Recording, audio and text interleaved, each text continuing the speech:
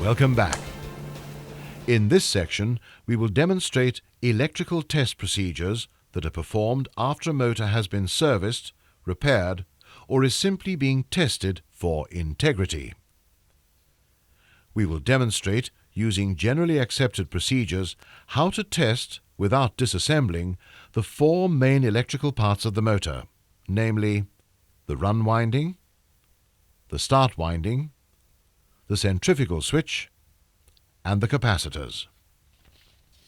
Before attempting any electrical tests, ensure that the motor is isolated from the main supply and that you adhere to the safety procedures laid down by your company and the relevant code of practice.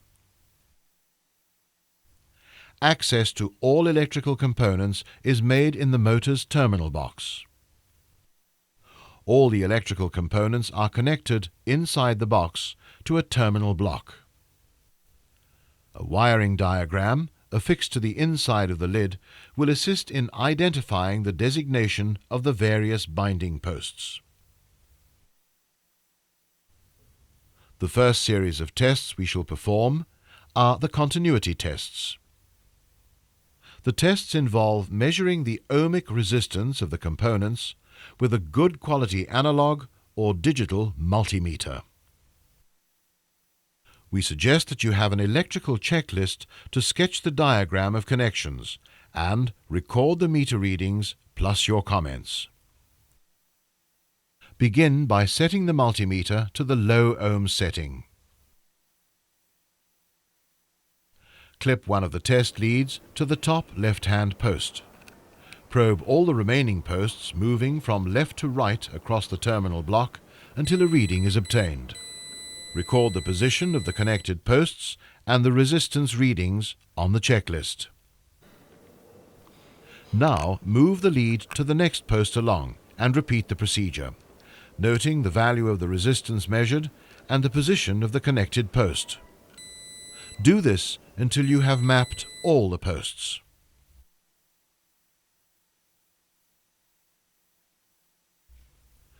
To identify the circuits, no matter what size the machine, the run winding resistance, if continuous, will always be less than the start winding resistance, and the centrifugal or electrical switch contacts will measure approximately 0 ohms. Next, we shall test the capacitors to see if an open or short circuit condition exists. Resistance measurements will indicate whether the capacitor is serviceable or faulty. For this test, we suggest that you use a good quality analog multimeter. Do not use a high voltage mega.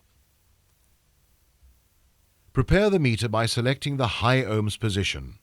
Then, short the probes together and adjust the meter to read 0 ohms.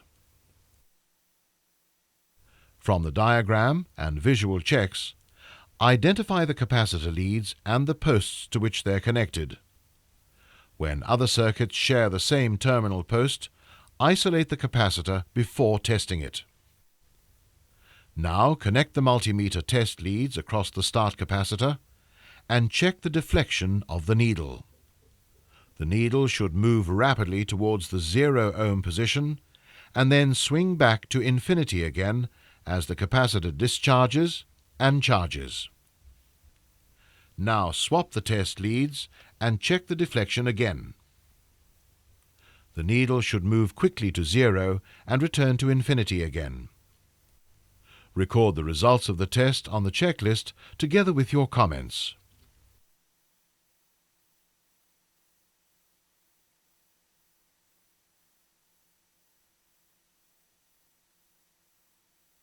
Apply the same procedures when testing the run capacitor. The meter's response will depend on the size of the capacitor under test, and since the run capacitor has a low value of capacitance, the charge time will be shorter and the deflection smaller. If, when testing a capacitor, the meter needle deflects to the 0 ohm position, the capacitor could be short-circuited and requires further investigation.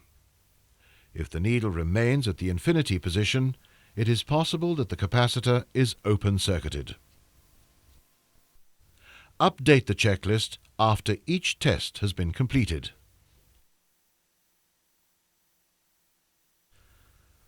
Now we move on to discuss insulation resistance testing, where we shall test for a breakdown in the insulation resistance between the run and start windings, and test the insulation resistance between the windings and the frame of the motor.